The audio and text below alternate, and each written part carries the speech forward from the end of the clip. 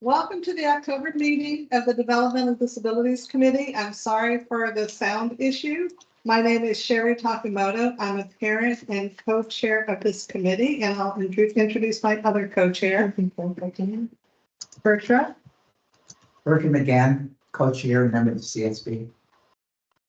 Lynn. Lynn Cosma, parent and member of the committee. LaVoice Reed, staff. Not staff, parent and member of the DD committee. We're gonna hire her someday. Laura Elbrock, parent. Moira Salcedo, parent. Marriage is caregiving. Joe Albert, CSB committee, member of the CSB committee and member of the GD committee. Thank you. Good evening, my Moonabah Duncanville staff. Jim Baker, staff. Tom Daly, staff. Thank you. So that's who's in the room here at 12 South Irving Street. And then now I'd like to introduce the participants who are here virtually. So first we're going to start with David. Go in there. My name is David Dollaher. I'm a parent. Welcome. Thank you. Eleanor. Eleanor Hodges. Oh, hi, I'm Eleanor Hodges. I'm a guest and a parent of an adult with Down syndrome. Wonderful. Welcome. Ivory. Ivory Brooks. Ivory Brooks, Program Director, Millwood, Arlington State Program. Well, thank you. Terrell. Terrell Jones, Clinical Director with CRI. Thank you. Lucia. Lucia Cluster, parent and non-voting member of the committee. Marjo.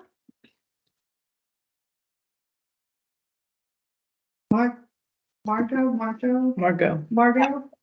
Margot Greenway, I'm the Executive Director of our Stomping Ground. Welcome. Thank you. And Pat. Hi, I'm Pat Vincent with Job Discovery. Thank you. And Amanda. Hi, everyone. My name is Amanda Smedley, and I'm the Director of Service Source Day Programs. Wonderful. Thank you and welcome. Thank you. So I'm late. Laptop around. I think next on the agenda is comments. Hey, Sherry. This is Kay Tiernan. I'm late. I was on and off. Parent and non-voting member. Well, hello. And Joe also joined since your introductions. Joe Clem. Joe Clem. Joe? Hi, everybody. This is Joe Clem, new member of the committee, but I'm a member of the CSB for the past few years. Thank you. So next on the agenda, is there anyone else who who has not identified themselves? Okay. Next on the agenda is public comment. Is there anyone who has any public comment? And I don't have an agenda. I don't either. You know, I can pull mine up. Do you need you can take mine. I don't Thank you. I'm sorry. I thought everything was on my technology. They were. So is there anyone who has public comments? Okay. Next on the agenda is approval of the July 2023 minute. It's actually September. Oh, so I'm sorry, September 20. It's just, yeah, it's just. Does it say July something? Yeah, it does. Where? On the agenda. So it was in one of the versions. I see on the agenda, not the actual minutes. I see. Yeah, not in the minutes. Okay. It was no big deal. Okay. Thank you. Folks had a chance to read the minutes, and do I have a motion to accept the minutes? So moved. Thank you, Donna. Second. Thank you. And any corrections? Great, the minutes that we've checked that one off. For the ARC of Northern Virginia legislative updates, we sent updates in the DD listserv that are folks on Bertram and my list. Unfortunately, there was no mailing to other members on Robert's list, was there this month? I didn't follow your question. So in the mailing that we sent to the list that Bertram and I have, we have an ARC update in the body of the notice. The most important part of the notice and the update is an upcoming meeting with folks running for the General Assembly. Please, even if you don't listen, sign up for that and try to listen, because it's important. The whole General Assembly is turning over this year. And it's important for the General Assembly to see that there is a large constituent that's interested in disability issues. The questions are all pre-planned. I believe the candidates have had a chance to see those questions, but it's important that when they come on to these sessions that there's the wide audience. So please, we have a link in the email that Bertram and I sent out last week. And if you can sign up for that, that would be terrific. Right, and Sherry, and for clarification, what Robert sent out, because they were part of the minutes, these are the updates for the September meeting, not the October meeting, for the ARC of Northern Virginia. I sent updates in the mailing that. Right, no, I was saying for what Robert sent, I just wanted to clarify that what he sent was from the September meeting. Next on the agenda is the presentation that we postponed from last month from LaVoice on long-term supported employment and day support planning. Right. Are you sharing your screen for this? I will share my screen for this, yes. So let me just first open up my presentation. And it's short and long-term planning for employment and day support. Will this presentation be provided to those online? I'm going to share my screen. Other than that, will you mail them out? It'll be sent out with the minutes. We'll send the presentation out, yes. Great, thank you. I also have a request. If there is anyone who's attending this meeting that wants to be added to Bertram and my list, we will have a copy of this and we'll just go send the copy after, along with the reiteration of the ARC update after this meeting. So if you would like to be on Bertram and my co-chair private list, please put your name and email address in the chat and we will add you to that list.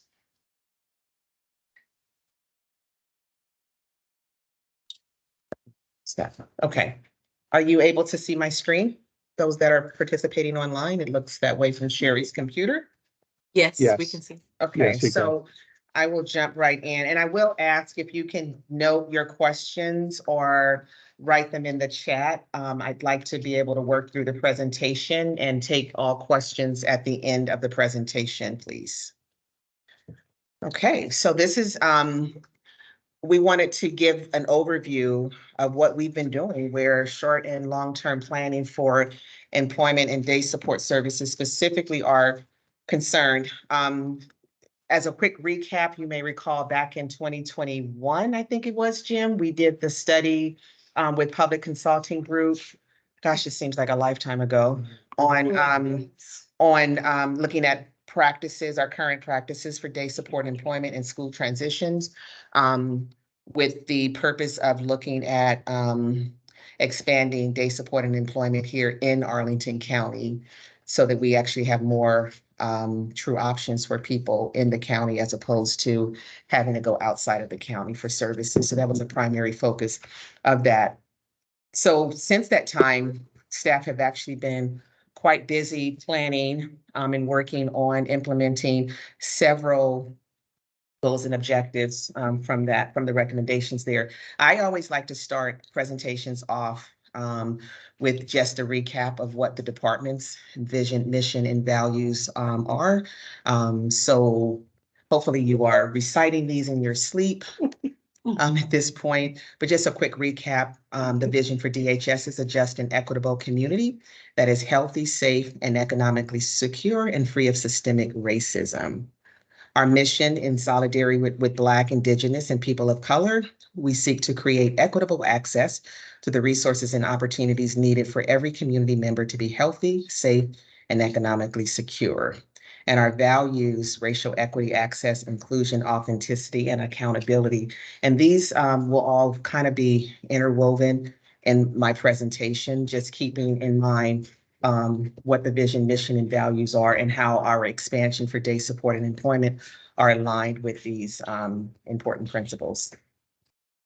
So just want to highlight a few objectives where group day and employment services specifically are concerned. As previously mentioned, a primary focus is increasing capacity for group day and employment physically located in Arlington County.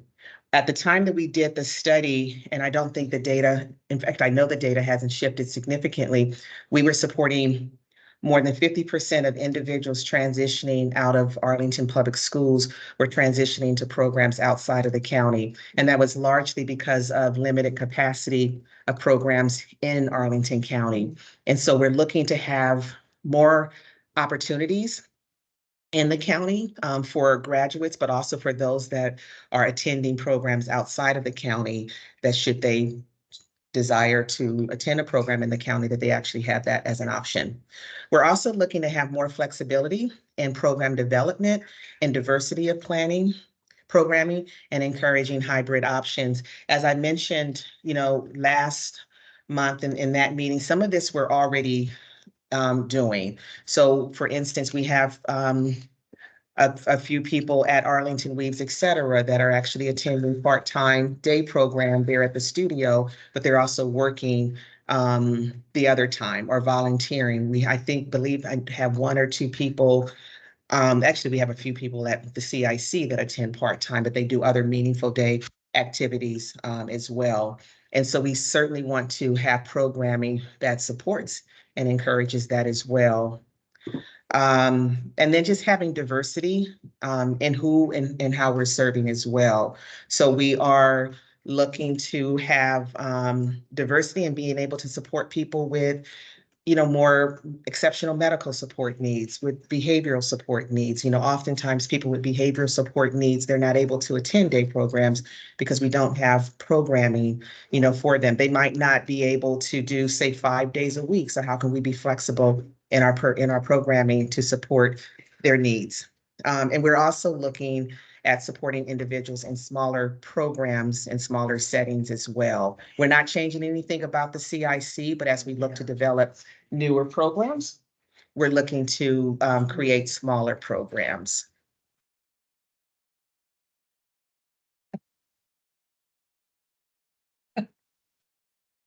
Okay. So here's some other things before I get into some of the nuts and bolts. One of the things or recommendations in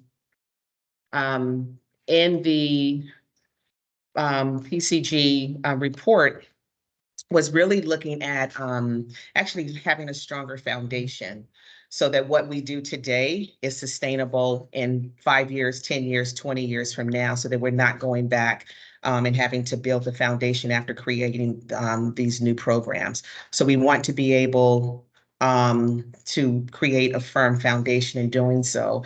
And so we have been working on revising all of our policies and procedures, developing new policies and procedures, and also making sure that our policies and procedures are reflective of our DHS mission, vision, and values. We've been doing quite a bit of staff training, particularly around leading with employment first. One of the things that we often hear from our families, and another recommendation from the PCG report, was the communications to families. So we think that we're doing great services, but if our families and our communities don't know about what we're doing, then we're missing the mark. So we've been busy working on updating, creating different materials, brochures, one-pagers, employment profiles of different people as well.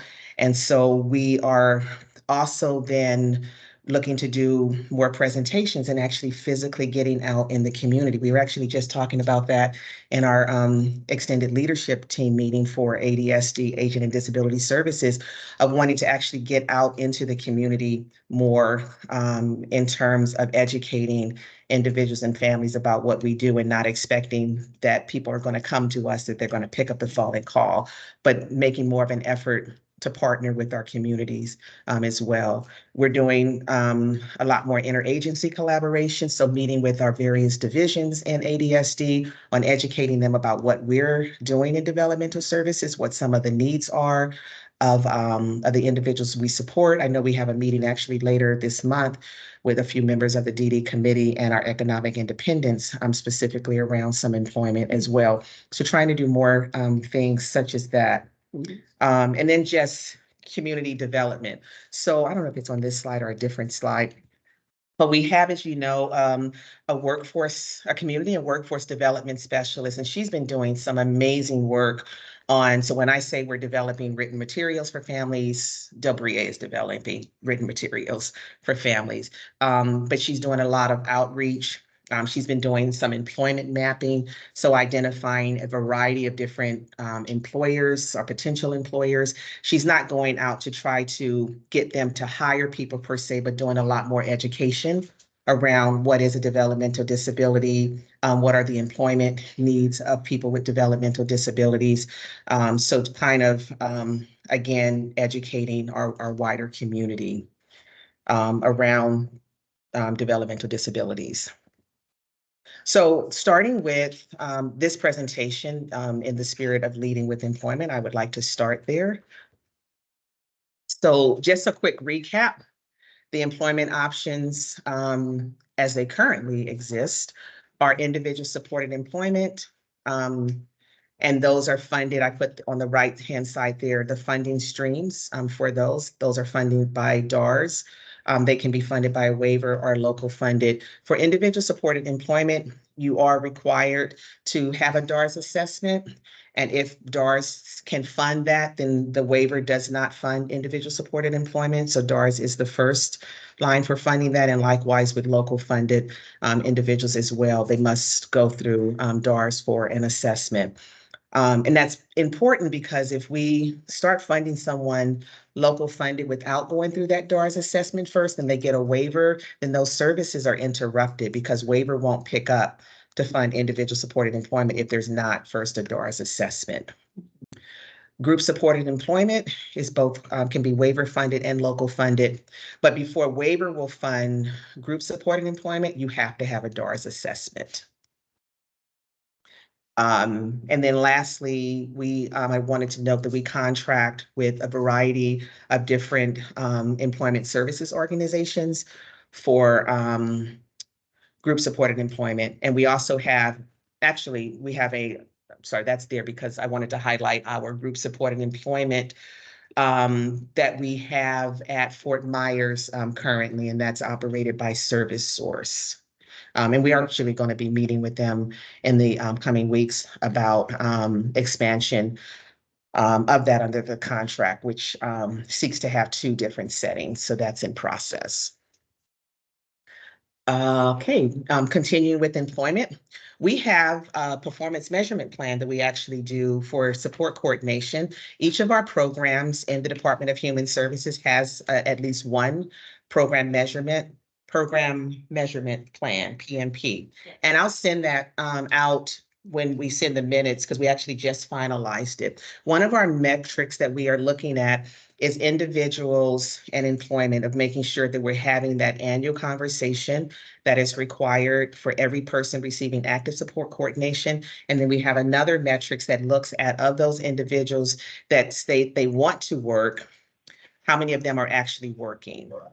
And so for FY23, out of 256 individuals receiving active support coordination, 253 had the annual employment conversation. And I am drilling down and trying to understand why the other three did not have that annual employment conversation. 99% is great, but that should be 100%.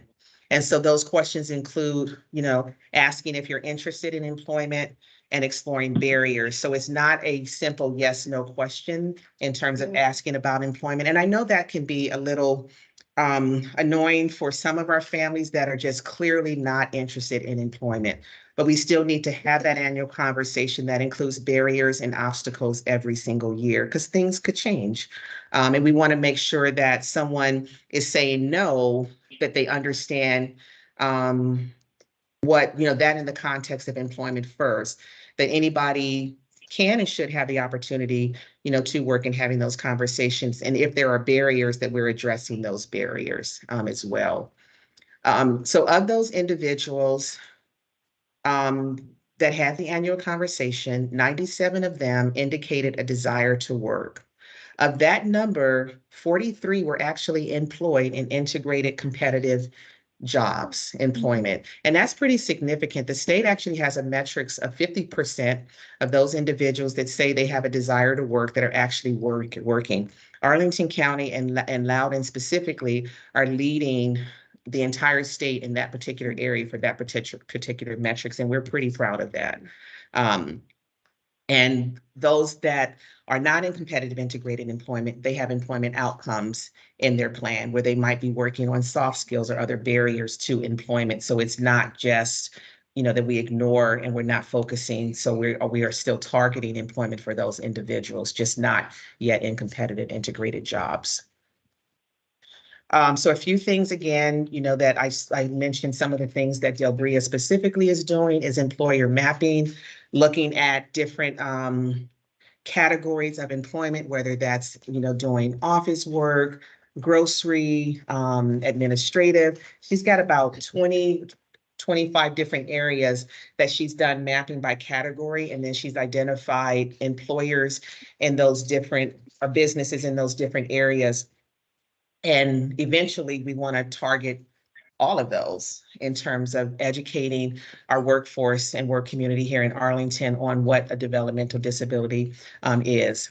We've also been looking at individuals that are successfully working and doing employee profiles. And so we're getting those profiles and the stories of, say, an individual we have that works at National Airport, and a picture with a little, with a description of their experience with employment that we want to be able to put up. And, whether, you see the bulletin boards in a grocery store or in Starbucks, so that as you're going out into the community, you're seeing people with developmental disabilities and what they're doing and how they're employed and can be employed, with a little QR code on how you can reach back out to us for more information about employment.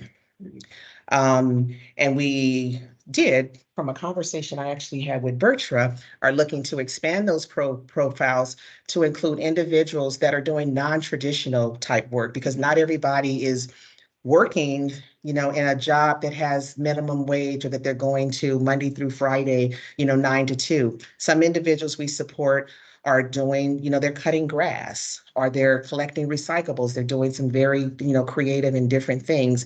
And we want to include those narratives in our profiles as well, in terms of employment, and not, boxing ourselves in terms of what that looks like.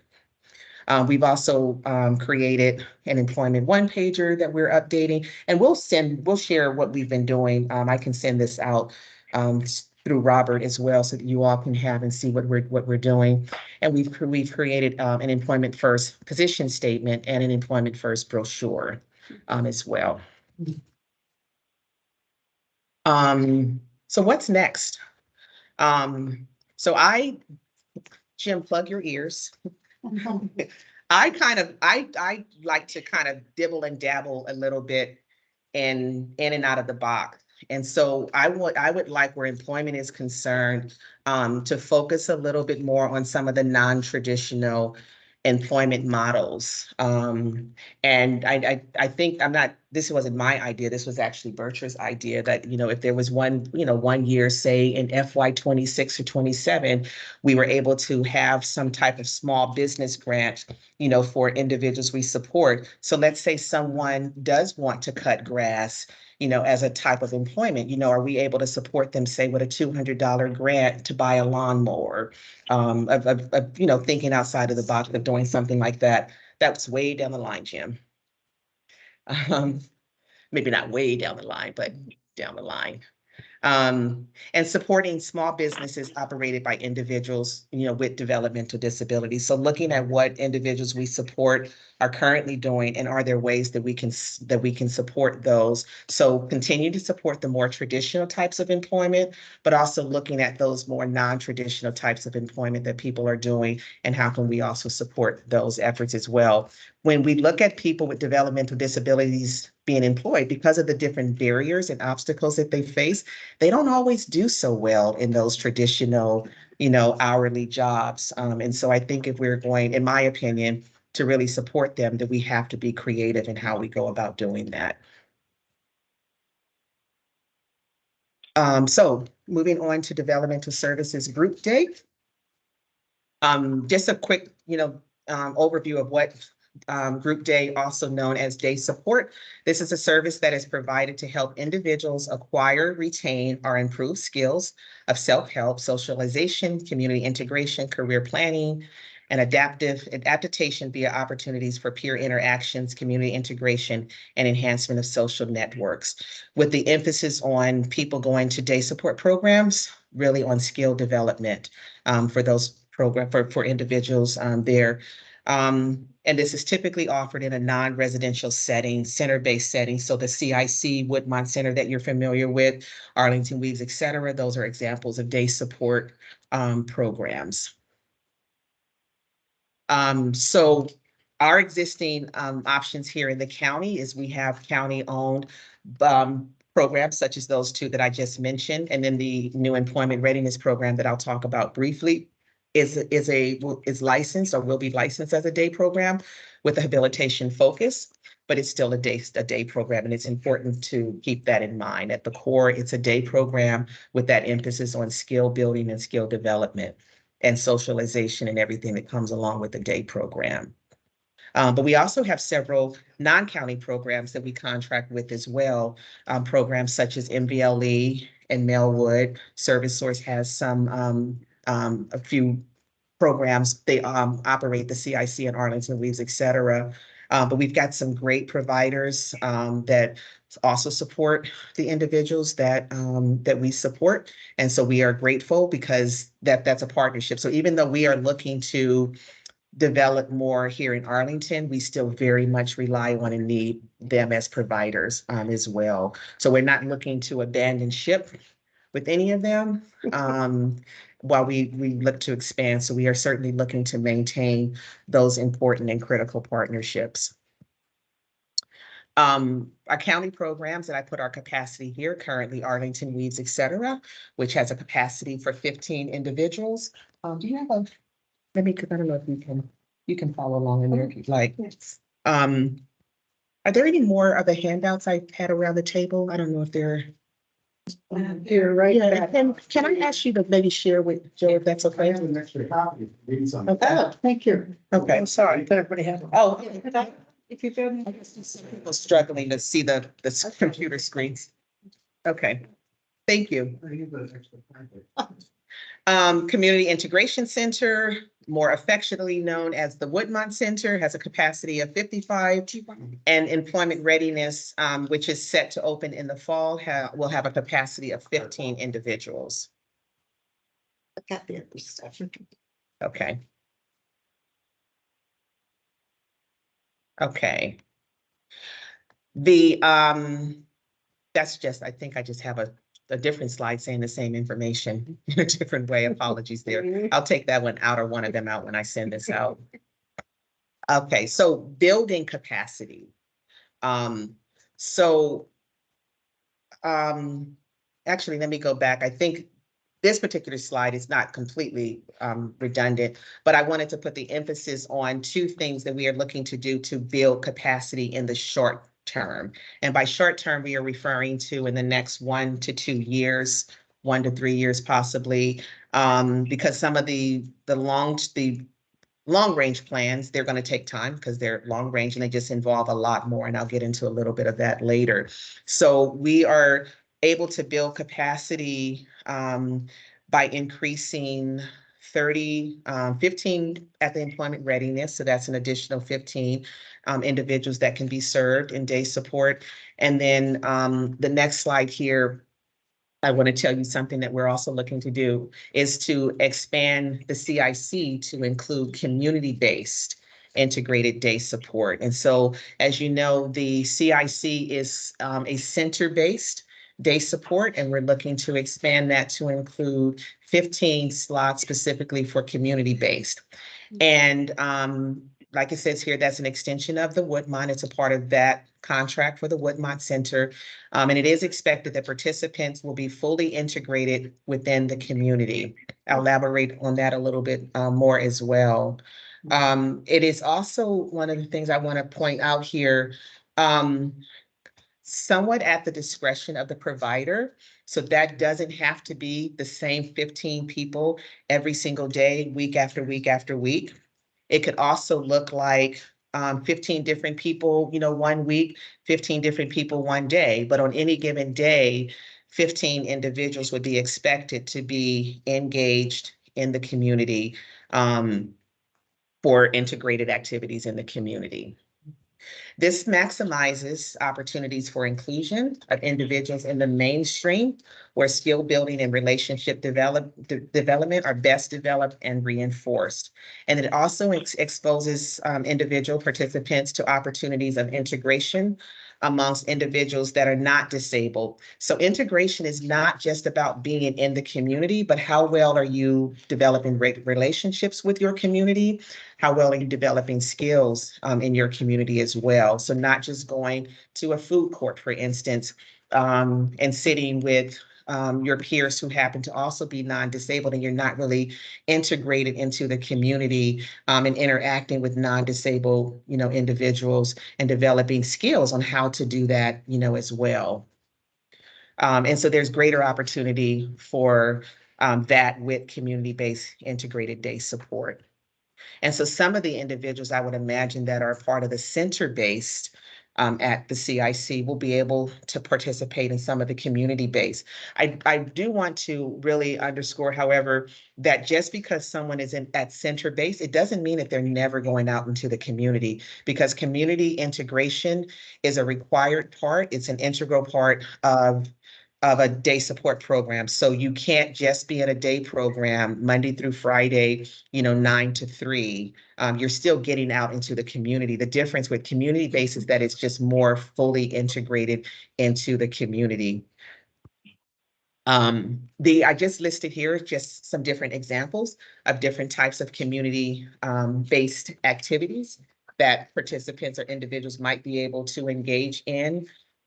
So, volunteer work, doing internships, health and wellness trainings, they could go, let's say, you want to do something at a dentist office, for example, for somebody that struggles, with that of setting something up to be able to take individuals to a doctor's office, dental office, to kind of understand. And it's a difference in terms of, going to a dentist and you're actually not going to get your tooth pulled that day.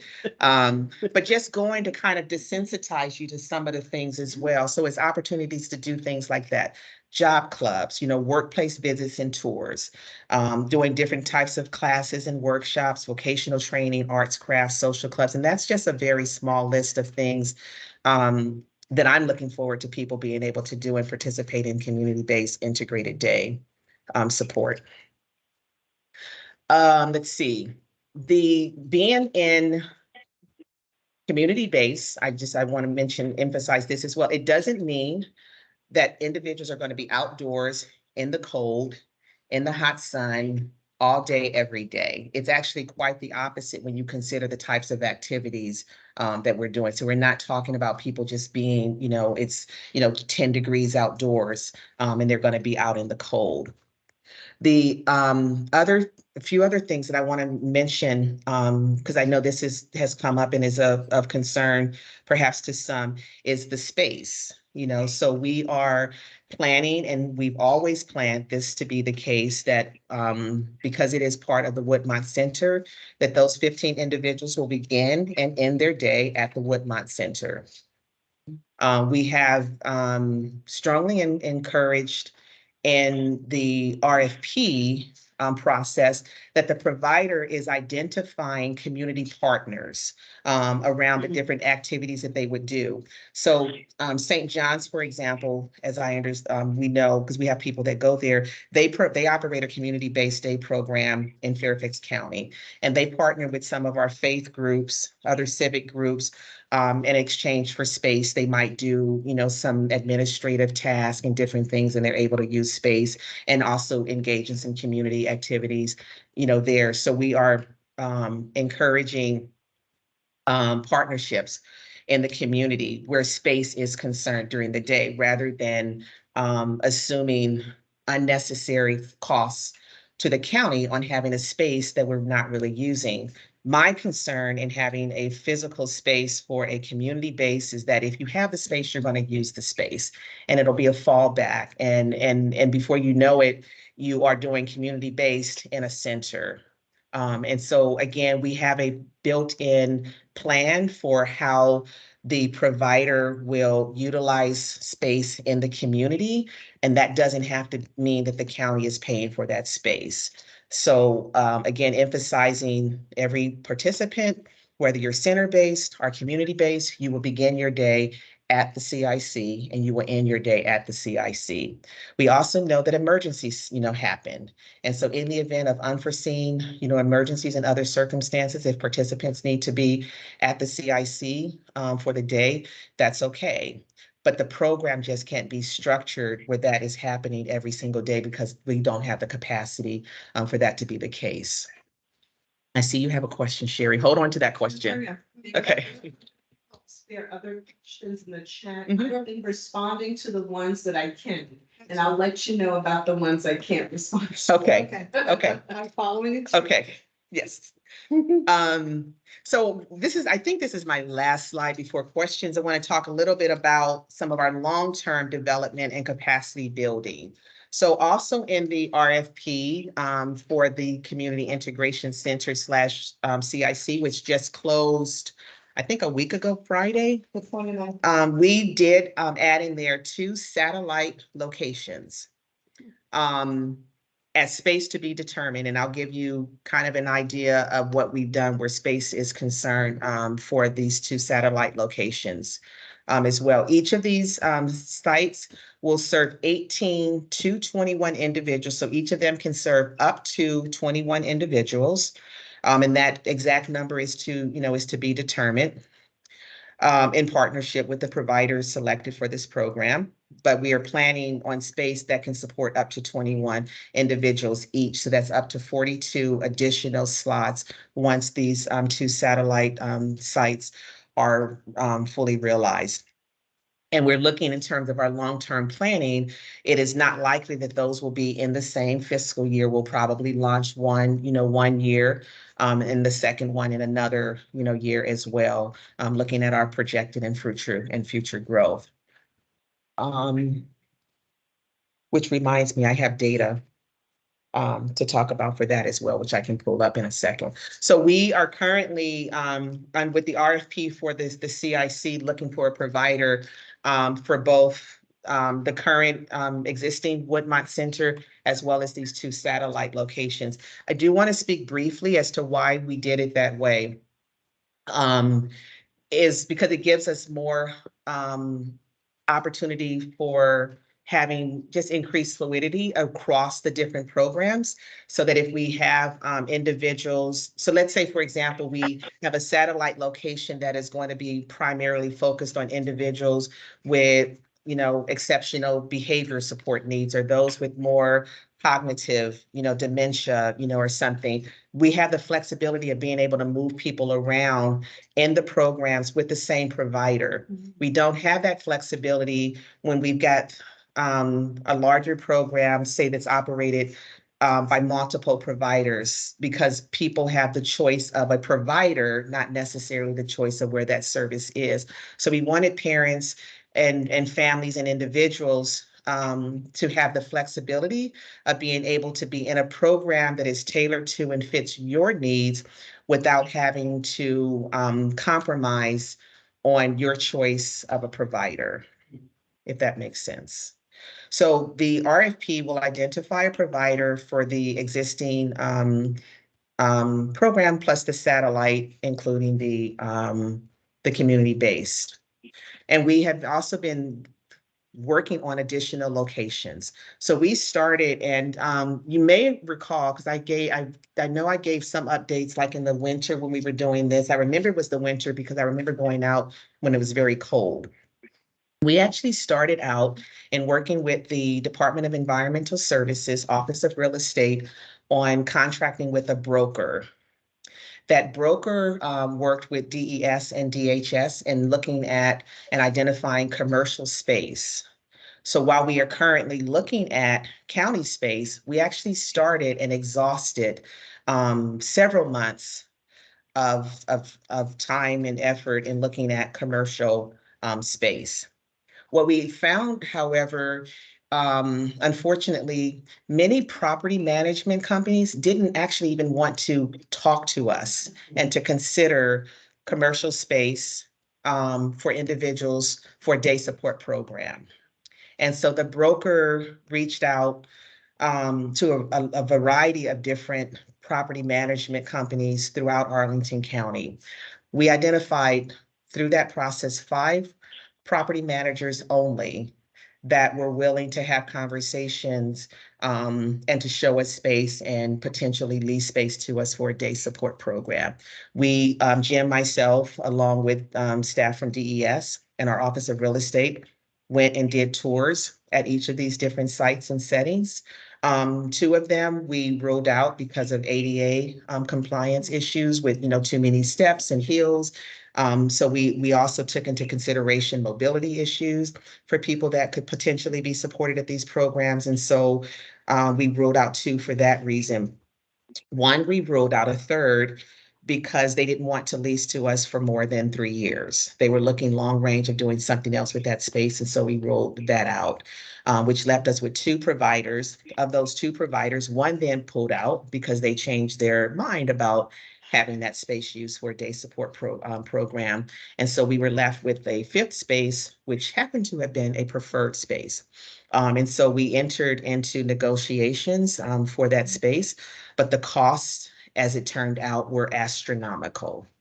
And so we could not proceed with that based on the cost that we were looking at. And so that's how we got to the point of looking at county space. So it's not a matter of only looking at county space. We exhausted efforts of looking at commercial space first. And now we have started looking at and exploring county space. And again, working with the Office of Real Estate. So in Arlington County, the Office of Real Estate makes the ultimate decision about where programs and services are located, but they have been working very closely and collaboratively, with our staff in terms of hearing what are the needs of the program. And so we're telling them based on everything from socialization, mobility, physical health, medical, ADLs, all of that is going into the identification of space. But we also know that this is a long-term, project as well. So the first step of which, is identifying space, and then the capital improvement planning process as well is a part of that as well in terms of the funding that has to come along with that. So these are things that actually take time. So we have focused on not being completely dependent 100% on long range planning and doing what we can to have some short-term interventions and planning as well in the meantime to meet our needs in the next 1 to 3 years. That closes my presentation and I can now take questions. We can start maybe with some of the ones in the chat. Oh, actually, I'm sorry, if you bear with me for just 1 second, I do want to, yep, that's what I'm going to do. Am I still sharing my screen? Let me make this a little bit bigger. Sharing the Excel spreadsheet. Yep. So, Sherry and Bertra asked me, and I think this will go into some of the conversation Sherry and Bertra you are going to have with budget ask perhaps. So we looked at, you want me to share this now or later? Are we talking about caseloads? Are we talking about? Caseloads and caseload graduates. I think this gets into the later part of the budget. So, okay, so I'll hold on doing that. I'm going to stop sharing my screen for now and we'll come back to that. So questions in the chat? Yes. And by the way, things that you've already answered, if you can read the question and the answer, that'll be helpful to us who don't have the screen. Sure. Okay, so the first question is from David Dolaher. My apologies if I'm mispronouncing. On the objective slide, how is hybrid defined? What does this term encompass? So hybrid is defined as being able to basically to split your day is having a variety of different options that you can do. So the more traditional approach, particularly with day support, and even how we offer choices is that you have to choose, or you choose the day support route, or you choose the employment route, you choose meaningful day or something else, but it's sort of you are directed one or the other, that if you do day support, you can't do employment. If you do employment, you can't do day support. And so what we are trying to shift, and this is going to take some time because it's not just something that because the county says we're encouraging and supporting hybrid, we have more flexibility perhaps where our county programs are concerned, but we want people to have choices so that if you are doing day support for say 3 days, but you might have some skills where you can work, 2 days a week. We want people to have flexibility to be able to do a combination of work, employment, work, volunteer, just have more flexibility in what their day looks like. Next question, which I was able to answer, but I'll say response to that. Who leads the employment readiness program? Said that it was awarded to Service Source recently. Correct. Okay. And then the next question from David, is the employment readiness program community-based or center-based? It is, so the employment readiness program is it's a center-based program. But it has both center-based instruction and community-based instruction.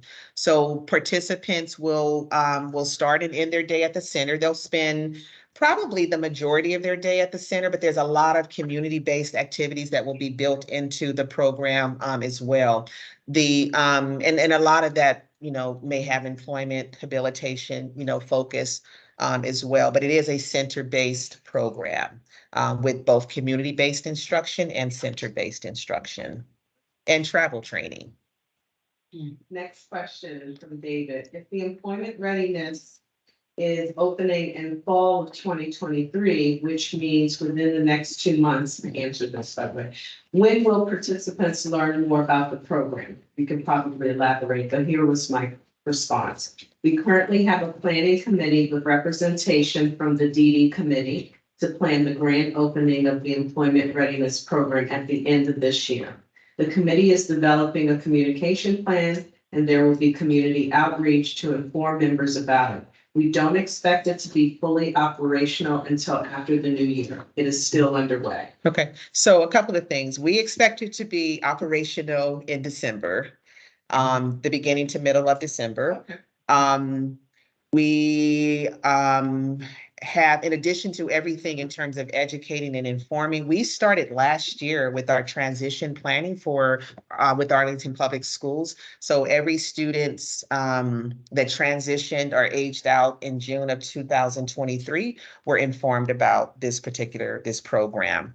We developed the one pager with that in mind so that as our support coordinators were talking to families about the employment readiness program, they had some written information that they could also give to the family as well that kind of explained a few more, what this program is all about. So we started reaching out a year ago and educating and, our transition coordinators, our families, but particularly our graduates about the program. So I'm not sure if I got it all of that And question or not. I was under the understanding that some folks already expressed an interest, so have people gone on to other places as they didn't get? Some have. So some have because, with some of our graduates coming out, and that's their choice, I must emphasize. So because, the program wasn't ready, at July 1st. So several are engaged in other, meaningful activities until the program opens. Others have gone on to transition to other, day support programs as well.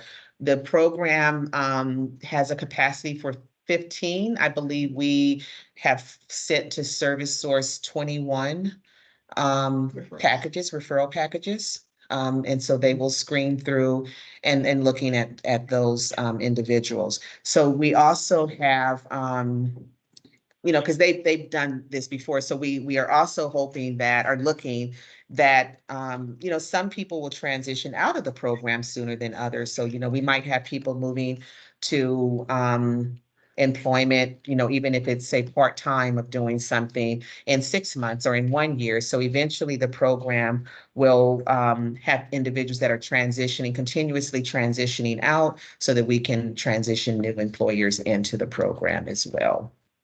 I'm sorry, just without leaving the subject. So how would Service Source be able to screen out? If someone's like too disabled, will they screen out or what are their? So no one is too disabled to start. That's my point. How else would you make a decision?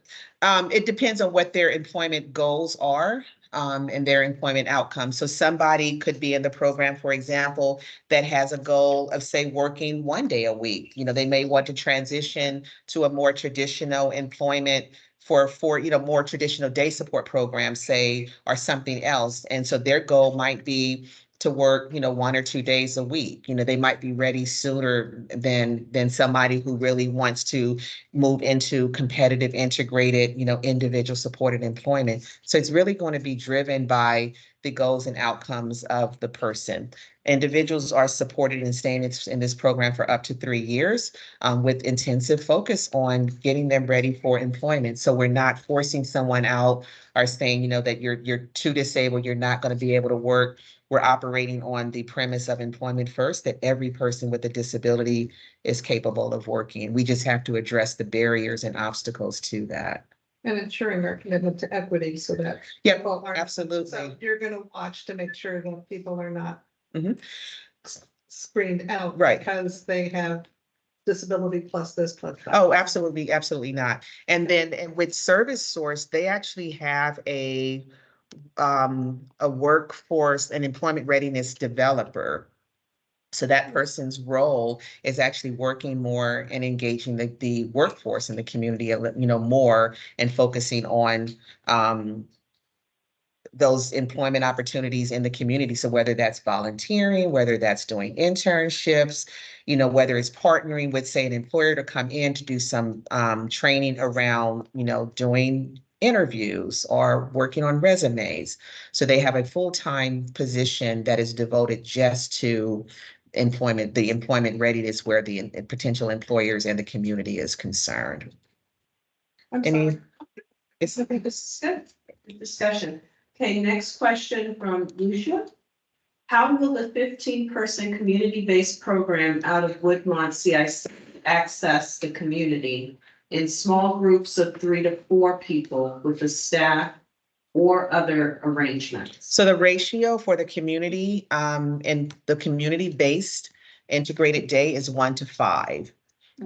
So that would be, so it's not taking 15 people, going different places in the community. It has a ratio. Staff to 5. 1 staff to 5 individuals. And the participants for the community-based integrated day support and their parents or guardians have to be agreeable. So we're not forcing anyone to do this, program. So there has to be a willingness and a commitment to actually doing that, and an understanding that you're going to be out in the community a lot more. Again, not out in the cold and excessive heat, but you're going to be more integrated into the community. And throughout the public consulting group, we were hearing from parents. I mean, a lot of parents want that. That exposure of being out in the community as opposed to being in a center all day. Center base is great, but it's not for everyone. I thought I understood it, and I don't understand. So the CIC Woodmont Center ratio is 1 to 5? No, the CIC center-based ratio is 1 to 3. But the community one is 1 to 5? 1 to 5. How does one person support 5 people doing 5 different things of their choice? Well, they're not necessarily doing 5 different things of their choice on that day. I never said they were doing, they're doing, So 5 people have to volunteer at the library if someone wants to do a volunteer activity? but there would be different things. So if you then have 3 different groups, this is just an example, could be doing, the library, another group could be going to an animal shelter, another could be doing some kind of workshop around some health or wellness. And it could possibly be switching, back and forth, being creative. So let's say in the morning, you've got 15 people or 5 of those people that are going to say the animal shelter. But in the afternoon, those 5 people, they don't want to go to the library to do volunteer work, but you might have another 5 people that do want to do that. So there's flexibility. It's just at any given time, there have and Service Source would be Service Source might not be there's an RFP, so I don't know whoever the provider is going to be. Got to get it out of my head in terms of that. But whoever the provider is going to be would have the oversight of being able to do all of that scheduling. And they're going to need that flexibility. So it's not for us to say, that you have to have the same 15 people every single day. Or if you have those 15 people, it might be a different 15 people or some variation of that in the morning, and it might be different in the afternoon. So for that reason, Sherry, I think you have to have some flexibility so that we're not forcing people to have to do things that they don't want to do. My concern was a very high staff ratio, and how can people have choice and be all over the place? But there's still a lot more choices that's being offered in the course of a day for what people are doing. I look at what we're doing at our stomping ground. That's exactly what we're doing. Like, we'll do maybe 3 big things a day.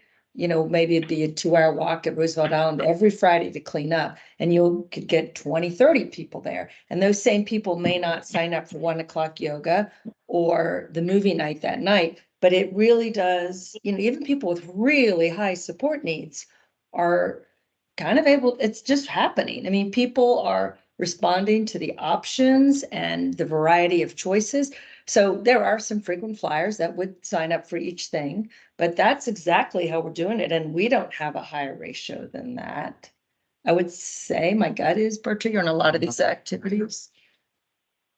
Or for adults that are there for the people with disability. I just know that I'm there a lot of times, and there's a really big group. But and there may be one there's always more participants. So that's what I'm sorry. We're saying the same thing. The ratio. I'm sorry. Adult supervision and participants, 1 to 5 doesn't worry. No, I'm with Bertrand. Sorry, I wasn't saying the same thing differently. Yes. I think when adults have a choice and they're really motivated. I just had an interesting conversation with the model in Maryland where they're kind of paying for all these incentives, always feeding people, always having these things like raffles, like a lot of things. And they're like, well, how do you do this without a programming budget? And I was like, well, people are intrinsically motivated to be social and to learn and to grow and to be with their friends.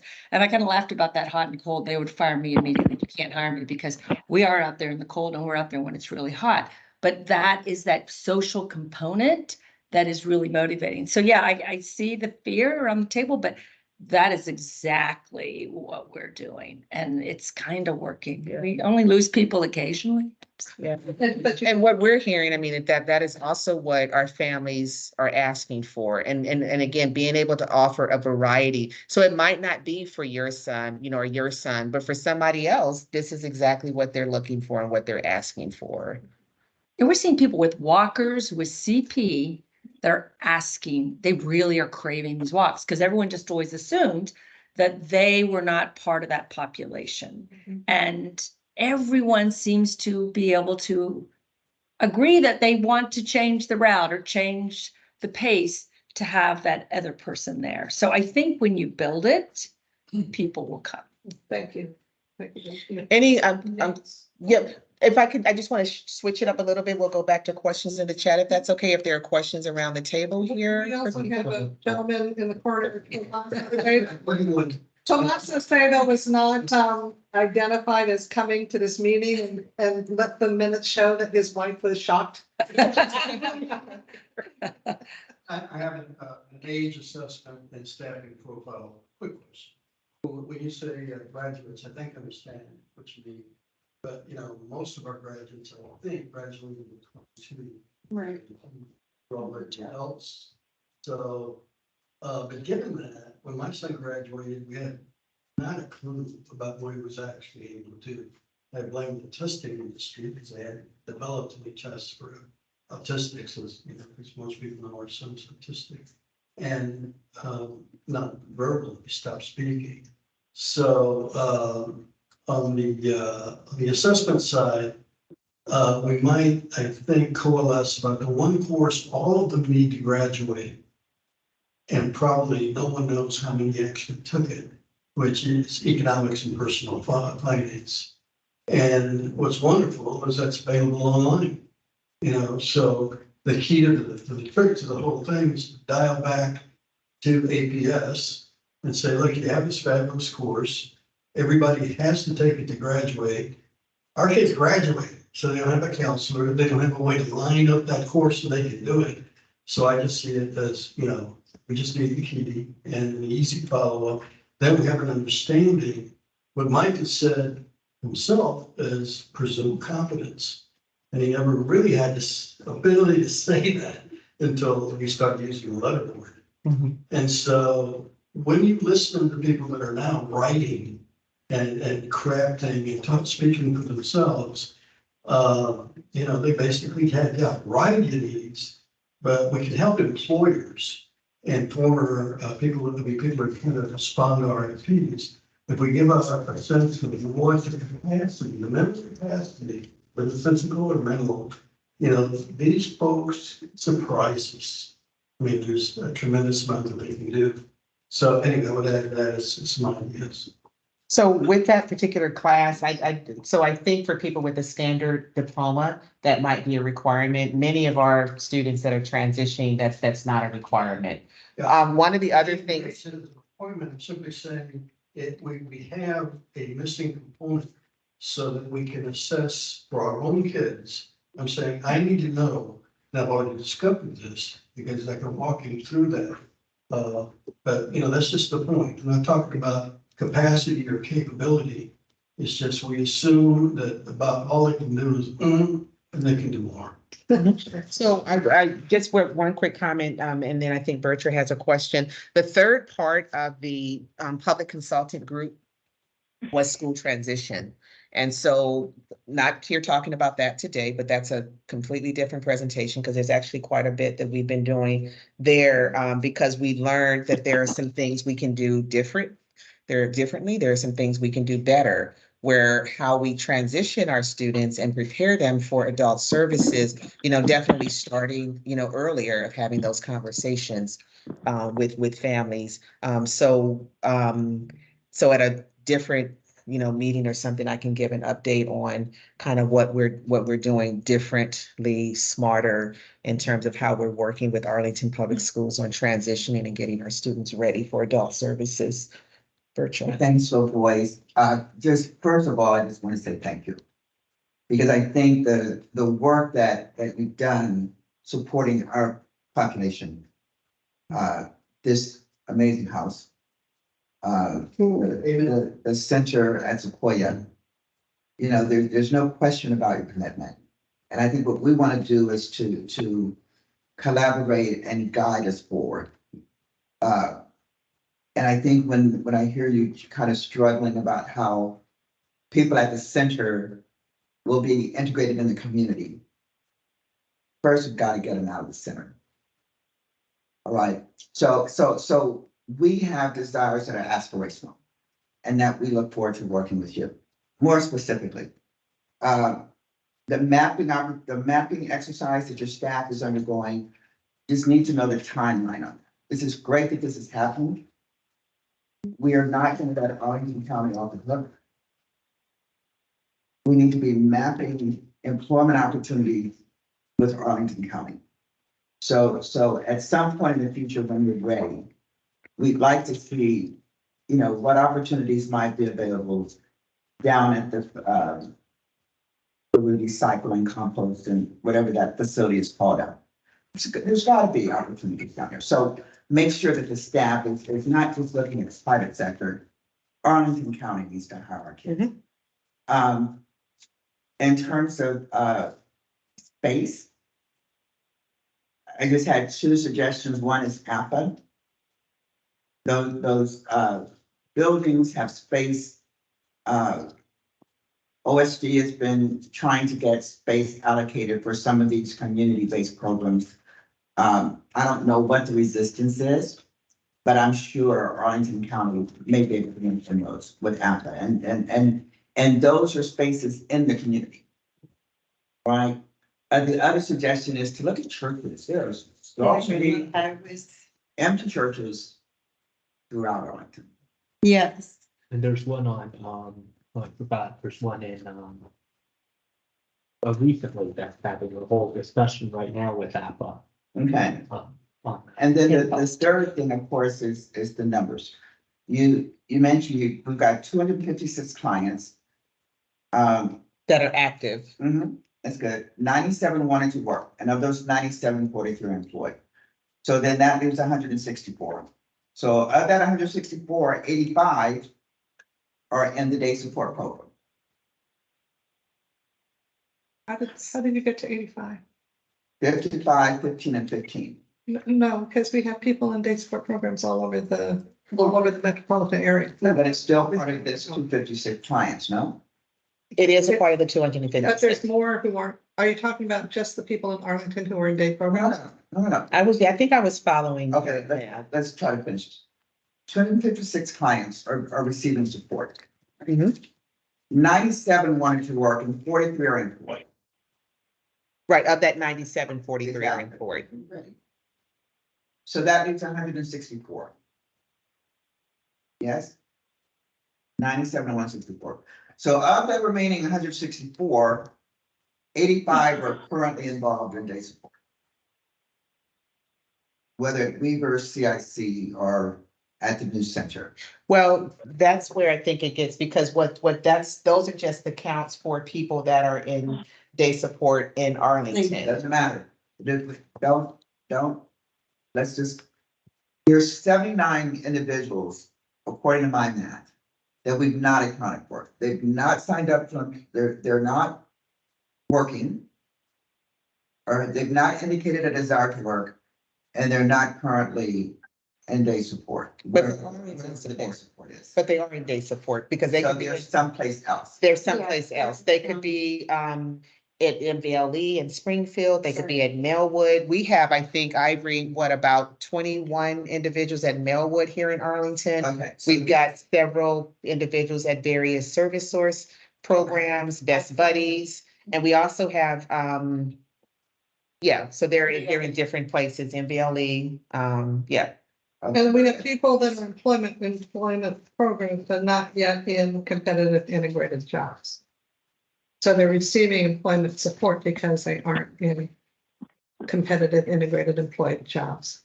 And they could also be in group supported employment, which is not competitive integrated employment. What is that? The group supported jobs, the employment support that she did. Yes, sorry. Yeah. So last month, when you said the caseload is growing, subscription is down, I think what Birch is asking, or if you're not, it's what I'm curious in, how many people are not doing anything? Right. What is that? Yeah, Yeah. that's the golden. Where, right. Because we, And where are the rest of us? So I don't have that number Yeah, that's here. I fine. can tell you it's a small number, but I can report out on that number, whether it's via email with other information that I send out. It is a small number, but we also have people that are over the age of 64, that are considered, they're retired and they consider themselves retired, so they're not going to day programs. They're not working. They do other meaningful day. Most of them tend to be in group homes, so they're engaged in other meaningful day activities through a residential provider. Then we also have people that we support with our Arlington Adult Day, as well, that are older, over the age of 64 that go there. I think we have about maybe 4 or 5 people actually now, because we just added another person. We have 5 people that go to Adult Day. Mary Marshall. One, Very, Yeah. Which would be. one Resource. one last point. Sherry's summary of her meetings with these parents mentioned that some of the parents wanted continued education. And I just want to mention that adult education is an option, and APS should be able to accommodate our kids with continued education. I just, our kids have taken high school classes. Our kids took the financial literacy. They're certified in financial literacy. I think we as parents have to recognize the possibilities and push the envelope and make the request. Right. And I think if parents, along with DHS, make the request of APS. So let me tell you one of the things we're actually doing where our workforce and community development specialist is concerned is we're looking to actually reach out and partner with Northern Virginia Community College, because we don't have students this year, but we did, in previous years, mostly before COVID. One year, we had 4 individuals in aging out of IDEA services that went on to Northern Virginia Community College. So I want to know, how can we partner with Northern Virginia Community College to educate you on how our students can be supported, so that becomes even an option for even more students, as well. So I don't know, and I can't speak to what Arlington Public Schools is doing. And as we plan with Arlington Public Schools, I will learn more about what they're doing in that respect. But for adult services, if we are going to have students attending, I want to know how we can support them while they're there, and what that looks like. I don't know what it looks like, but we're at least starting that conversation. Excellent. It's all good. Thank you so much. So theoretically, someone from, that's funded through DHS could provide accommodations for an adult ed class. So currently we have a couple of people that are working on degrees, and they, with waiver. And so they could have a personal assistant if they need someone to go to class with them, to support them, whether that's around taking notes or, or other accommodations that they need assistance with. We have individuals that are currently receiving that type of support. So if a person wanted to take a financial management class and they needed someone to assist them for communication or something, then that's something that they can work with their service coordinator to have someone provide personal assistance services to participate in adult ed. Absolutely. I think that should be looked at as a listen and learn topic. Like, I think that there is a component here that we could really build out for a future listen and learn. This adult education, this partnership with Northern Virginia Community. Yeah. And APS. And APS. Because I was gonna ask if because there's a lot of cases, I was wondering if there's just a spot for more info. Because I know schools like, at least when I went to HB Woodlawn, it was separate from HB, but autism program, and many of those students, their path was straight to college, as HB is very encouraging that. I was curious, how does, if they are receiving, services, how does that work? And, when an individual wants to go to a 4-year college or something like that. So George Mason has a life program and the autism program. Right, but even if it's out of state or something like that too. I mean, so I'm curious, Well, APS did have a pilot. Our children don't like to talk about my own N=1, but they did have this pilot right after that, looked like DOJ was breathing down their necks. And they got a teacher out of retirement who got free space at Arlington Mill and did the curriculum. And there was, I'm thinking, this is a great idea for integrated, inclusive opportunities. Like, it would be very easy even to take, the hybrid teacher, wherever. You could do the Nova, or you could do the virtual learning that APS is now doing. And with a couple people they all, at that opportunity, everyone came with their aid, their waiver supported aid. And they came to this classroom and they took this curriculum and they were supported. It was something they did, they wanted to do. It was basically free programming, and people were starting to move toward their possible diplomas. So This is another model that, initiated by parents. Yeah, and But that's, if we got some institutional muscle behind it, it could become a accounting program. and when I was at our meeting, we had per individual, we had a client who served, and when we were at George Mason, I mean, one of the things we saw was, for that program was parents with their, kids, and you're absolutely right. I mean, parents were, have the kids and they were, I think so, I mean, there are individuals with autism or developmental disabilities who are, going to college. But as I said, I don't know that much about, and I agree. It's true. I'm sorry that we're not going to be able to answer all the questions and go further with discussion, because we're not going to end up at the end of this without being able to take the action that we need to take as a committee during this meeting. So we can put questions in the chat, and Yes. any unanswered questions, if you can put in the chat, and we'll make sure that we answer them, and they will be answered as part of the minutes. And if you can write, for those of you who are in here, if you can write questions and share them with the voice, then they will be shared. But I'm sorry, but if we absolutely positively need to get to a couple of actions, 3 actions tonight, and I'll just review them for you. One is what we want to ask of the county boards in terms of DD services. We put on the table, one of the things we put on the table was an increase in service coordination. Another item that was mentioned was transportation, money for transportation. Bertrand and I, as co-chairs, said that for the transportation, we don't have enough information to make a ask of the county board. But we hoped that the voice would have enough information to be able to ask for increase in service coordination. The other For the voice for the DD committee to ask. we wanted you to give us enough information. Right, that I whether can do. This is something. Yeah. Okay. The second areas were shared via Bertrand and my listserv we'll go over today, but they're legislative priorities to share with the General Assembly. We will meet with them the week after the elections in November. So if we are to endorse anything, we need to endorse them tonight. And then the third is a motion that I think can be done fairly quickly, which is in the agenda, is that we'd like to appoint representatives to provide inputs to the scope of work for an RFP to provide behavioral services in Arlington. So that's all in the next half hour. So I'm gonna, if we can hopefully get the numbers from you, LaVoice, and see if there is support for a service, for a request to the county board for service coordination. I'd like to go over that first. And I apologize to everybody for not getting their questions answered.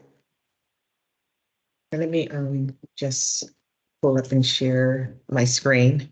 And Tom, did the legislative thing that Bertrand and I wrote, did that end up in this package? Yeah, I thought I saw it in the text. There are 3 copies, and we did email it this afternoon. Okay, I don't have it. I don't have a copy, so I don't. You want to see it? It might be on the counter over here. Okay, well, you start, I will go. Okay.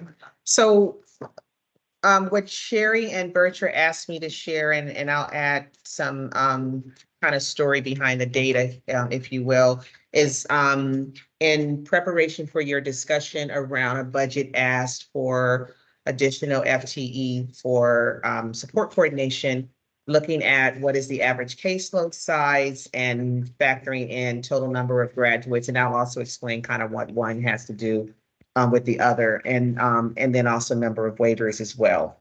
So on average, our average caseload sizes have gradually, increased since FY 19, where in FY 19, we had 34, FY 20, we had an average caseload for support coordination of 35. For FY 21, the average was 37. And in FY 22, 39, FY 23 and 24, 23, 38, and to date in FY 24 is 38. One of the things that's not necessarily in the data, but sort of a story behind the data, is in FY 17, we received 2 additional FTEs. Okay. Sherry wants me to continue. Please continue. Okay. We received 2 additional FTEs in FY 17. And we received 1 additional FTE in FY 20 for support coordination. And so I think it's interesting that with that, with those additional, that the numbers still steadily increase. If you look at the data, taking away those FTEs, the caseload sizes would actually be significantly higher than what they are there. So my point being is those additional FTEs did make a difference in terms of kind of keeping caseloads to some extent manageable. I don't know that I would consider 38 to be manageable. But the numbers would be significantly higher if we didn't have those additional FTEs. And we received support, particularly for the most recent one. I believe it was actually something that was in our county manager's office, county manager's budget, proposed budget, of actually adding that additional FTE just to keep pace with the growth of our front door for assessment and evaluation.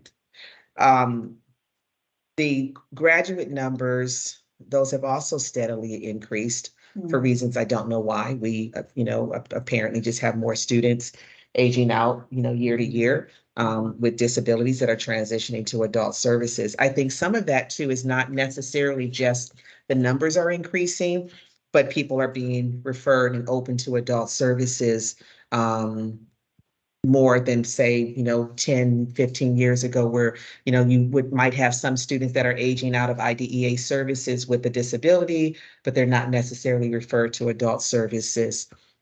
So, we'd have to drill down and look at sort of the why behind that, but the numbers are gradually increasing. In FY 22, you'll see a 5 in the parentheses there, because there were 5 students that were deferred to FY 23 for aging out because of that recovery year. So that 32 actually includes 5 students from FY 22, if that makes sense. And then we're anticipating 21 for FY 24, and then our projections for FY 25 and 26 are 26 and 28 students respectively. We also average,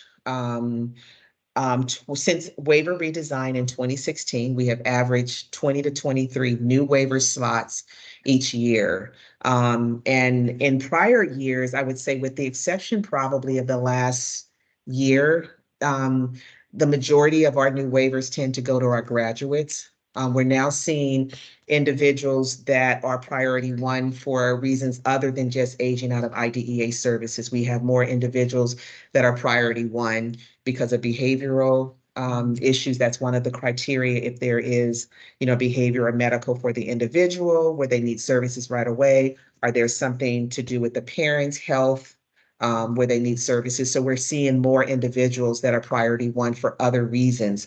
So it's not necessarily just our graduates that are getting the waivers, or primarily, I should say.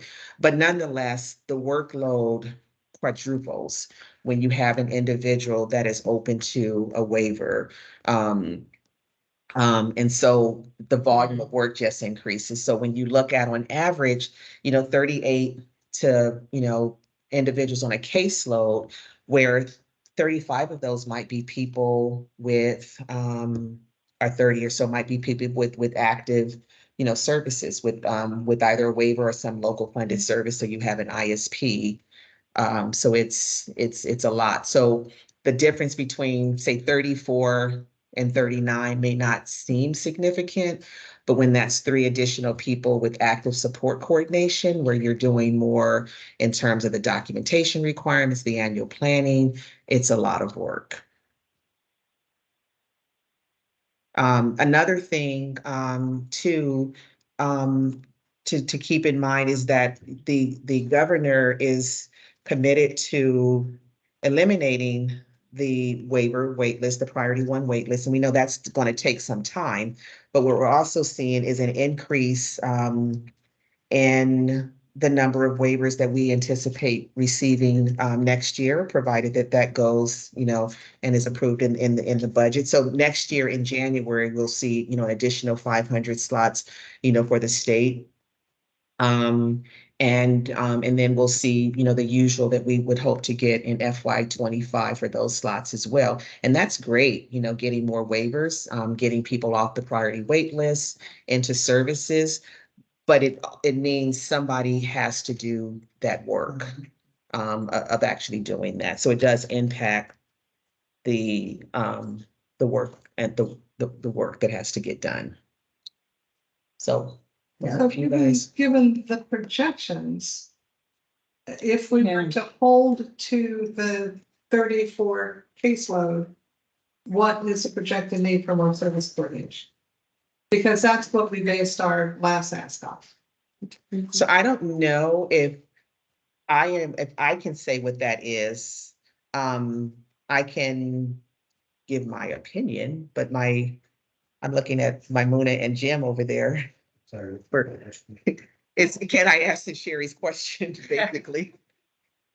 I mean, you can't put us in this, I mean, we have to have the data. And you've given us the data, but we don't know how to interpret that data and how it translates to people. And People being clients? No. Or people? How many caseload coordinators you need to meet the projected caseload in 2025? Okay. Because we're asking for 2025 additional service coordinators, because we know that you've gone without any increases. We know that the number of waiver slots have increased in Arlington.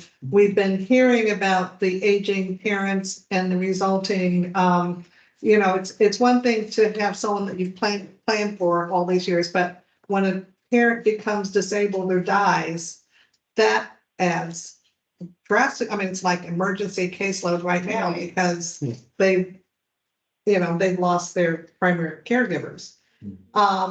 And then, so it just seems like we intuit that we don't know how you're doing what you're doing. We don't believe that what you're doing is sufficient, nor can it be maintained with 100 people coming in the next, over 100 people coming into services in the next couple of years, right? I mean, and the other 50 or so that came in the last 2 years, there has to be something. So what is that something and what is the number? Because for every graduate, I know that doesn't necessarily turn into a case, but if things work the way it usually works, what does that mean in terms of more people? So whether I think they are graduates getting the waivers or other people getting the waivers that are shifting from monitor to active, the workload is still increasing, regardless of who's moving into those slots. So if you look at the average caseload right now at being 38 to 39, but the projected growth as well of increased waivers. The other thing that we're also experiencing in Arlington County is an increase in transfers from other localities as well. And so we've gotten more transfers, I would say, in the past 1.5 years to 2 years than I've seen in my entire 8 years in my role overall. We average probably about 1 to 2 transfers a month or so lately, because, and part of that, not to put light on any particular CSBs, but some CSBs, they don't, they don't have the capacity. I don't know that we actually have the capacity where they are keeping individuals transition. Let's say they move to Arlington and you have a choice of your case management provider. Your choice really lies with that CSB where you actually live. So in the case of one of our CSBs, they have neighboring CSBs, upward of 88 individuals that are supported outside of their county. They're starting to now transition or transfer those individuals to the counties where they live. So we're seeing an increase from that. That just contributes to caseload sizes as well. And so we're seeing an increase from that as well. So in the past, there were people who lived in Arlington but were case managed in another county. Right. And now those Well, counties currently, transferring them back to Arlington. Right. well, or say let's say hypothetically in Fairfax County, they might have had, say, 5 people that live in Arlington, but they continue to provide the case management. They're no longer doing that. They're now saying these individuals live in Arlington and we're transferring case management to Arlington. Who's that? Whichever CSB, I just use them as a hypothetically speaking. I thought that they automatically had to take case management in the location where they were living. They have a choice. Yeah, oh, But the choice is with the CSB where they live. The choice is not, like, you can't necessarily, we've allowed it, but the choice is not, you get to just choose Arlington if you don't live here. The Right. choice is if you move to Fairfax County has to offer you choice, Okay. not Arlington. So it's increasing. So at this point, I still have the question, how many service coordinators take to meet the demand? So if you look at I think it goes into what you want, what is an average or manageable caseload size. Now that I don't know, because that requires a lot more study in terms of the makeup of active compared to monitor, waiver compared to local funded. So there's a lot that goes into that. But if we look at in 2019, we averaged 34. And I could say, that was manageable.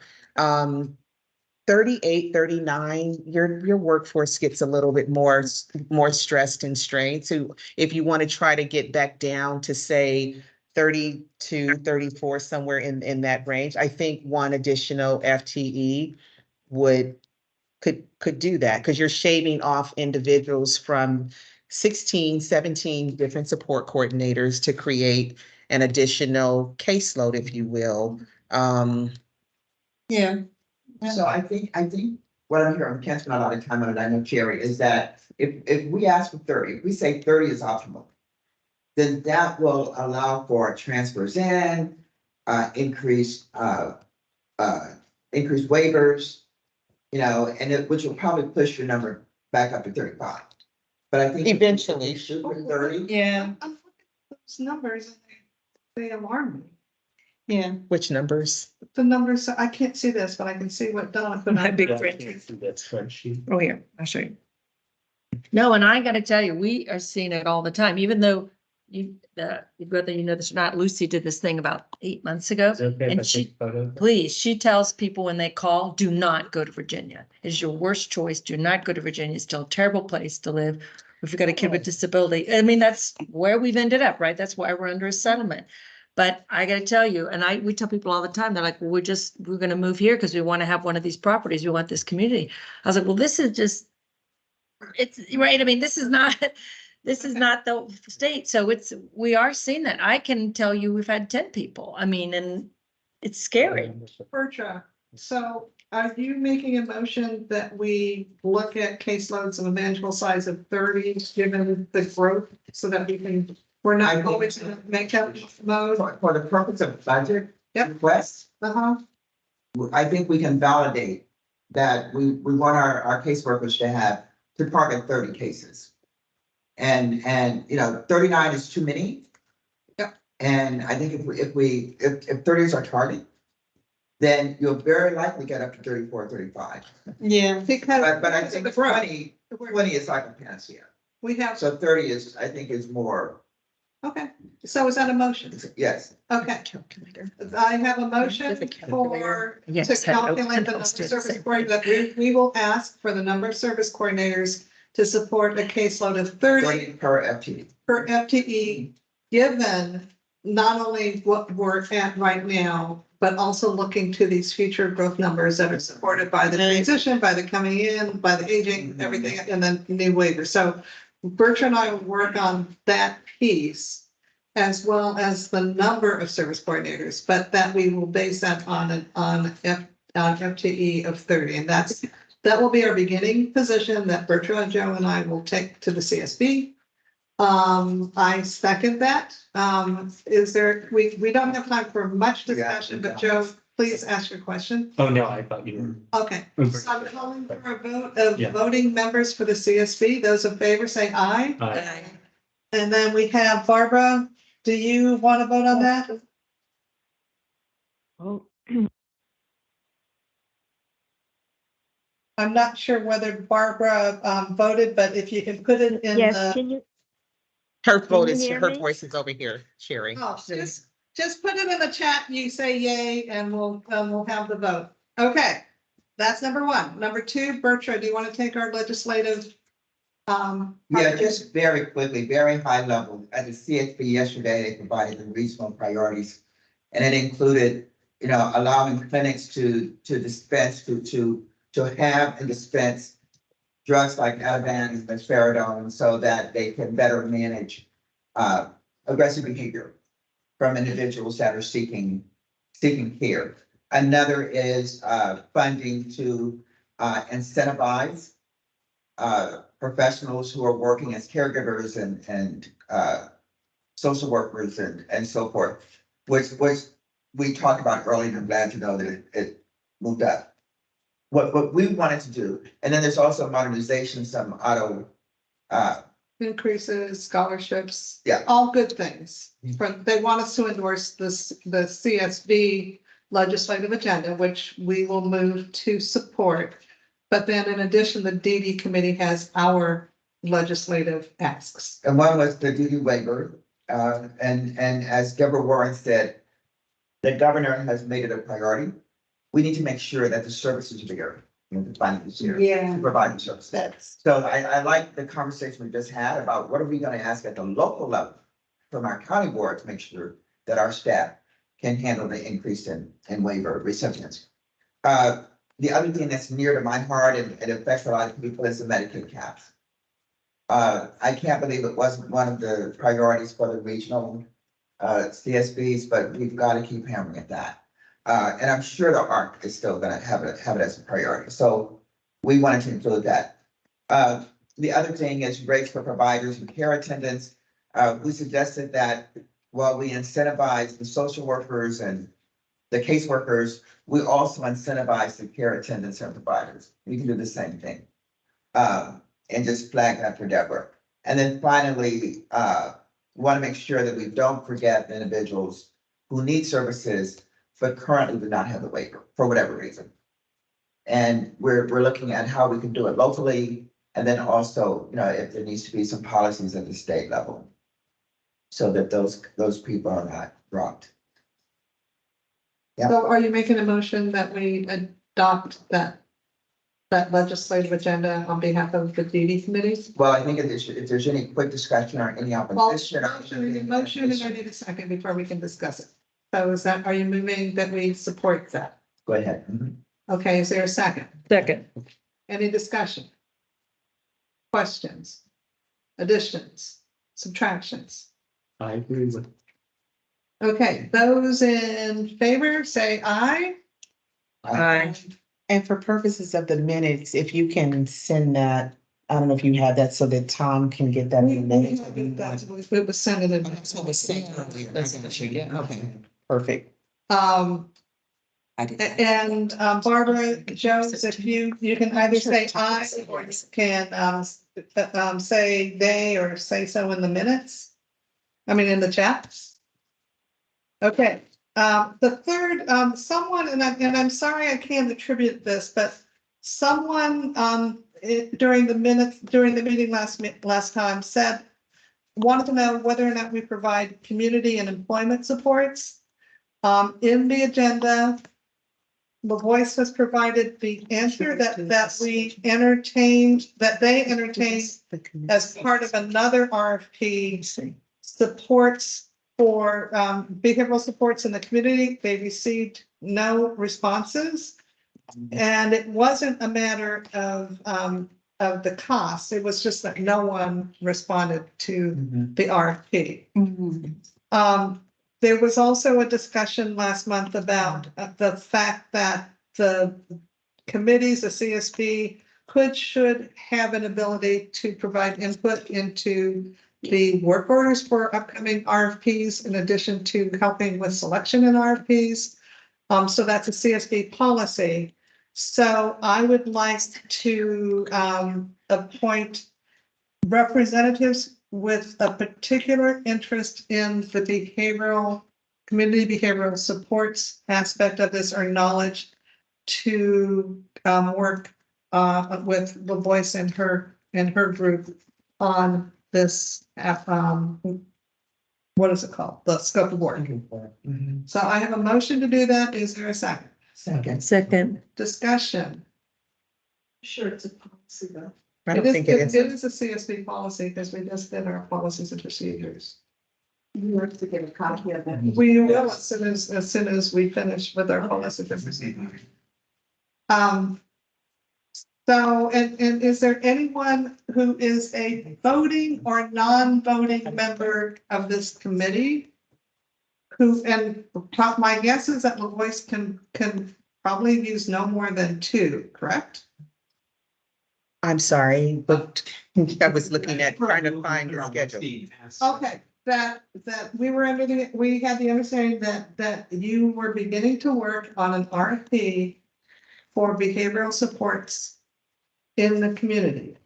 No, I think what I said in this response here is that because we don't know that an RFP is even going to be needed for what we are looking to do, where we are. Regional. Yeah, exactly. Yeah, we're still in the very beginning stages of that, so I'm working on a couple of different strategies to figure out what the options might be. So we may not even have to go up to an RFP for this. But it may also be a possibility, if that makes sense. So I don't know if we're talking about the same thing, because the Voice mentioned something, an RFP that was issued, it had multiple programmatic areas. Oh, no, so that's 2 different things. So None of the vendors responded to the behavioral support section. No. And so what we said is that there are community partners who can provide this.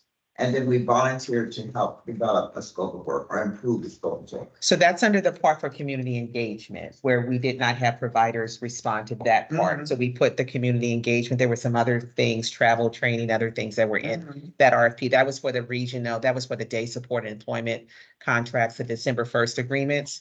That's completely separate from this. So the first part of this response, where the RFP, the FY 2022 RFP is referring to the community engagement only under those agreements. So the behavioral supports, there is no current RFP for that or a plan to do an RFP for the behavioral supports. We are trying to figure out a way, it may be an RFP or not, in terms of what Jim is working on trying to identify behavior support so that we can access funding available for that under the regional projects office, but that may or may not involve an RFP. Right. What we have done, and we are certainly committed to doing, in the past, you may recall, the DD committee was able to give input into the scope of work for this house. Right. For example, you had a work group, Joe, you were actually on that. So in the event that we get to a point where we are looking at an RFP for behavior supports, we certainly will communicate that and create an opportunity to give input into the scope of work, not the RFP, but the scope of work, because that's beneficial. Yeah, I think we got a lot of really wonderful feedback.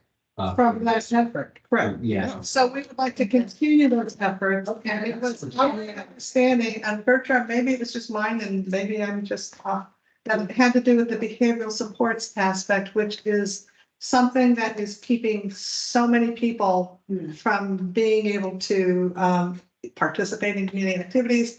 And I'm just worried that, with folks that are not able to go to day support or go on transportation or whatever because of behavioral supports, that we have at least a couple of people, if you're willing to take some help in looking at how the county can better support individuals who need it. And it could be just looking at how to find the vendors. It could be like social graces, for instance.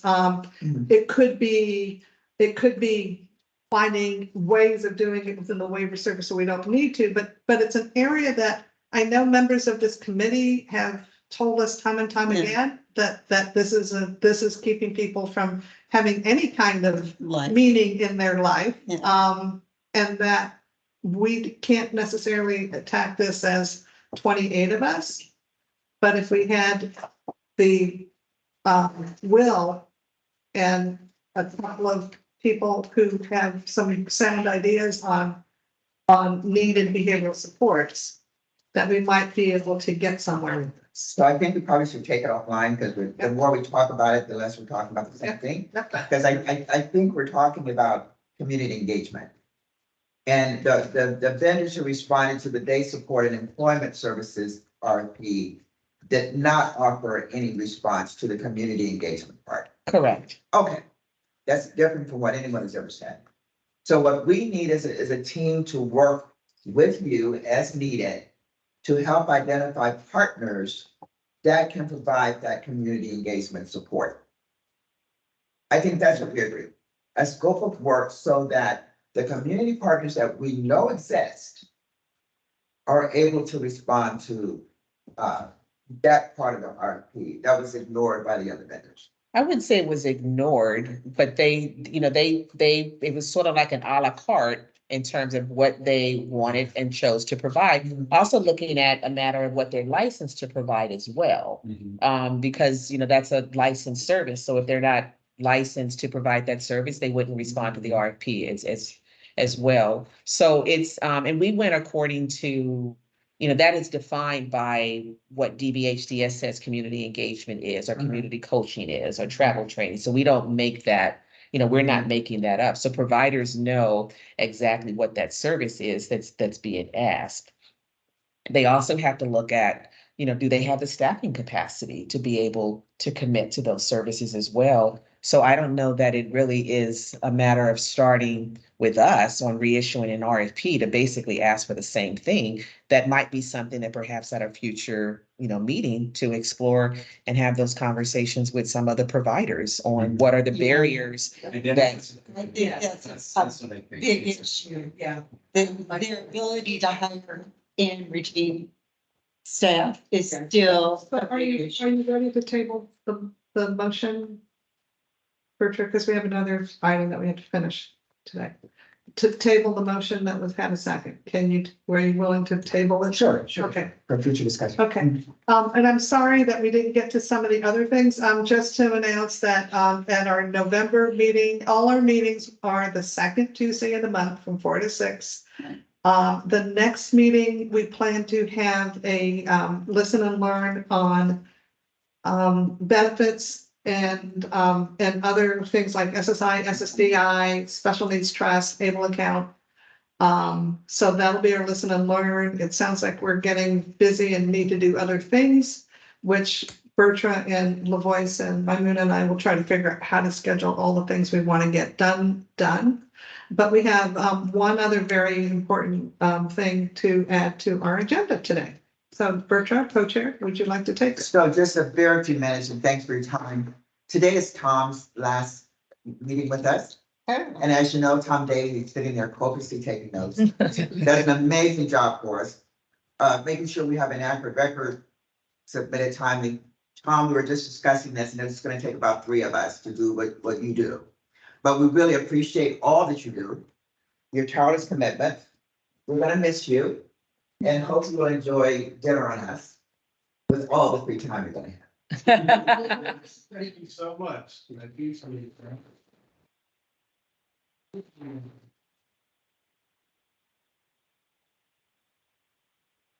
Thank you. Thank you.